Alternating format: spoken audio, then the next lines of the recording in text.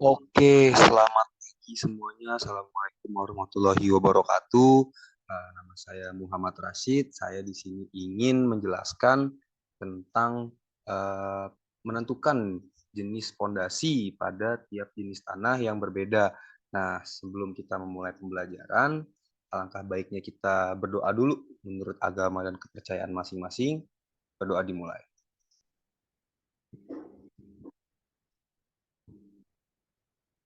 Oke. Berdoa selesai ke materi, kita perlu kenapa sih kita harus tahu gitu jenis pondasi yang akan kita pakai pada tiap jenis tanah yang berbeda. Nah, kita perlu tahu bahwa kalau misalkan kita ingin bangun rumah atau kita ingin membangun suatu gedung atau bangunan yang tinggi, kita tuh harus tahu jenis pondasi yang akan kita pakai itu apa, akan kita gunakan itu apa, karena tidak semua bangunan itu bisa memakai sembarangan jenis pondasi. Seperti misalkan kalau misalnya kita membangun rumah-rumah sederhana gitu, yang ukurannya terbilang kecil, dia ada jenis pondasinya.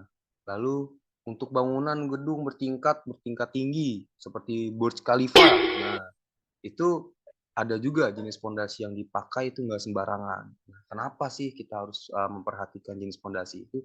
Karena jenis pondasi itu adalah tempat di mana bangunan itu berdiri. Pondasi itu berfungsi untuk menopang bangunan atau gedung yang ada di atasnya. Nah, fungsinya itu tujuannya itu adalah agar tidak terjadinya penurunan atau elevasi atau mungkin bisa terjadi namanya kerobohan gedung. Itu sangat berbahaya ya. Nah, jangan sampai kita tuh salah menentukan jenis fondasi untuk bangunan yang akan kita bangun. Nah, perlunya kita di sini belajar tentang fondasi-fondasi yang akan kita pelajari pada tiap jenis tanah yang berbeda. Oke, kita lanjut ke materinya aja.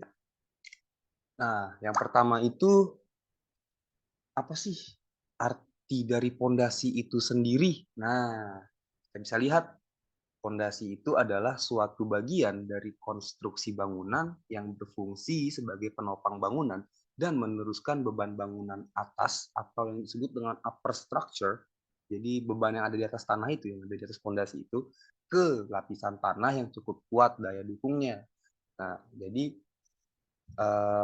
dia tuh sebagai penopang bangunan yang tadi sudah Bapak bilang ya.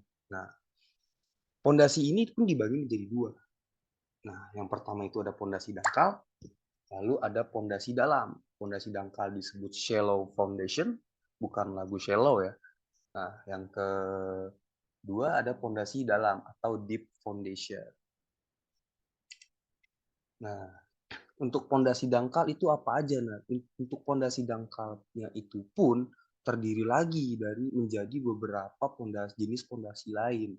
Nah, tipe-tipe pondasi lain. Nah, untuk yang pondasi dangkal itu ada pondasi menerus atau continuous foundation, lalu ada pondasi telapak, ada foot atau disebut foot plate, ada pondasi rakit atau rough foundation, lalu ada pondasi cakar ayam. Nah, biasanya kalau kita tuh ngomong ceker ayam, tapi ini untuk pondasi bukan buat seblak.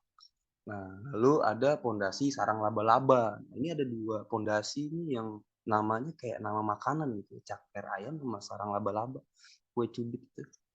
Oke, lanjut untuk pondasi yang berikutnya, jenis pondasi kedua tadi, pondasi dalam atau deep foundation. Itu terbagi tiga, menjadi tiga tipe pondasi. Yang pertama ada pondasi sumuran, lalu ada pondasi tiang, lalu ada pondasi kaisor. Nah, pondasi menus ini biasanya tersusun dari batu kali, digunakan pada rumah tinggal atau gedung bertingkat ringan. Ini jadi pondasi ini biasanya digunakan untuk bangunan rumah-rumah sederhana lah. Lalu pondasi ini tuh mendukung bangunan secara langsung pada lapisan tanah yang mempunyai daya dukung yang cukup baik. Nah, diletakkan pada kedalaman 0,5 sampai 2,5 meter dari permukaan tanah ke bawah. Jadi fondasi menerus ini atau continuous foundation ini dia digunakan untuk jenis tanah yang daya dukungnya cukup baik dan digunakan untuk bangunan yang terbilang tidak besar seperti rumah-rumah sederhana. Lalu yang kedua ada fondasi foot plate. Biasanya fondasi ini tuh digunakan pada rumah tinggal atau gedung bertingkat ringan, sama seperti fondasi menerus tadi. Nah, dia tuh fondasi ini mendukung bangunan secara langsung pada lapisan tanah yang mempunyai daya dukung cukup baik. Bedanya di sini, pondasi telapak footplate dengan pondasi tadi, pondasi menerus atau continuous foundation. Nah, ini diletakkan pada kedalaman 0,6 sampai 3 meter dari permukaan tanah ke bawah. Nah, jadi dia lebih dalam gitu naruh pondasinya kalau untuk pondasi footplate. Nah, oke, lanjut ke jenis pondasi, ke tipe pondasi berikutnya. Pondasi ketiga pada jenis pondasi dangkal. Nah, itu ada pondasi rakit atau yang biasa disebut rough foundation. Nah, dia ini merupakan sebuah plat beton yang tebal yang ukurannya itu 0,75 sampai 202 meter. Nah, biasa digunakan untuk menopang tangki-tangki penyimpanan, ruang peralatan industri yang berada di atas tanah lunak. Nah, pondasi dibuat mengapung di mana berat tanah yang digali sama dengan berat bangunan. Nah, kalau untuk pondasi rakit ini, dia digunakan untuk jenis tanah yang terbilang lunak. Beda ya sama tadi footplate dengan continuous foundation. Berikutnya, pondasi ceker ayam. Pondasi ceker ayam ini penemunya ini Profesor Dr. Insinyur Sudijatmo. Beliau itu menemukan pondasi ceker ayam ini dan mengemukakan bahwa pondasi ceker ayam ini terbuat dari beton K225 atau K300 tebal 10 sampai 15 cm. Nah, di bawah plat itu nanti dipasang pipa-pipa beton berdiameter 1,2 sampai 1,5 meter dengan tebal 8 sampai 10 cm yang dihubungkan secara monolit. Nah, jarak antara as dengan as pipa itu sepanjang 2,5 meter. Nah, untuk kedalaman pipanya sendiri itu 1,5 sampai 3,5 meter. Nah, biasanya itu digunakan pada tanah dengan daya dukung 1,5 sampai 3,5 ton per meter persegi. Nah, itu berat juga ya, udah sampai ton tuh. Jadi pondasi ceker ayam ini digunakan untuk jenis tanah yang daya dukungnya itu mampu menopang beban di atasnya dari kisaran 1,5 sampai 3,5 ton per meter perseginya. Lalu untuk pondasi berikutnya ada pondasi sarang laba-laba. Nah, ini ditemukan oleh Insinyur Yantori dan juga Insinyur Sugito pada tahun 1975 dan dipatenkan pada tahun 1976, setahun berikutnya. Nah, pondasi sarang laba-laba ini cocok banget digunakan untuk bangunan yang berada di atas tanah yang lunak tuh dengan ketinggian 2 sampai 10 lantai. Nah, kalau 20 lantai bisa nggak tuh? Nah, kalau 20 lantai tadi kita menggunakan yang namanya pondasi ceket ayam. Nah, kalau untuk pondasi sarang laba-laba ini dia direkomendasikan dengan ketinggian lantai itu 2 sampai 10 lantai. Nah, terdiri dari plat beton dengan mutu K225 yang di bawahnya itu dikakukan oleh rip-rip tegak dan tipis dan juga relatif. Nah, tingginya itu sekitar 50 sampai 150 cm lah. 0 sampai 1,5 meter. Nah, jadi yang berikutnya itu ada yang namanya pondasi sumuran atau ini pondasi sumuran ini jenis pondasi yang kedua yaitu jenis pondasi dalam atau deep foundation. Nah, pondasi sumuran ini adalah suatu bentuk peralihan antara pondasi dangkal dan juga pondasi tiang. Digunakan ini apabila tanah dasarnya itu terletak pada kedalaman yang relatif dalam.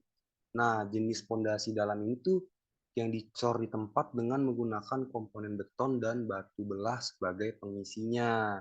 Nah, ini bisa kita lihat contoh pondasi sumuran ya. Nah, lalu berikutnya untuk tipe pada jenis pondasi dalam berikutnya itu adalah pondasi tiang pancang. Dalam dunia konstruksi itu, pondasi tiang pancang atau biasa dengan pile, tulisannya pile. Nah, ini adalah bagian dari struktur yang digunakan untuk menerima atau mentransfer, menyalurkan beban dari struktur atas ke tanah penunjang yang terletak pada kedalaman tertentu. Nah, jadi pondasi tiang pancang ini digunakan untuk menyalurkan beban dari bangunan atas ke dalam tanah. Nah, biasanya digunakan pada tanah-tanah dengan kondisi yang lumayan baik daya dukung tanahnya. Si Kaison ini merupakan pondasi yang berfungsi sebagai penopang atau penumpu suatu konstruksi atau beban yang atasnya agar konstruksi tersebut posisi tetap stabil dan tidak mengalami kerusakan. Nah, kondisi kaisson ini dibuat dari bahan beton dengan konstruksi tulangan yang ada di dalam. Kalau dipikir-pikir rata-rata pondasi ini terbuat dari beton ya? Iya betul, pondasi ini rata-rata terbuat dari beton. Kenapa? Kenapa dari beton? Karena kalau misalnya pondasi ini menggunakan besi atau baja, dia akan mengalami karat. Nah, karatnya itulah yang berbahaya untuk daya dukung penopangnya, daya menopangnya ini akan berkurang karena kalau karat lama-lama besi itu pun bisa rusak. Nah, kenapa menggunakan beton?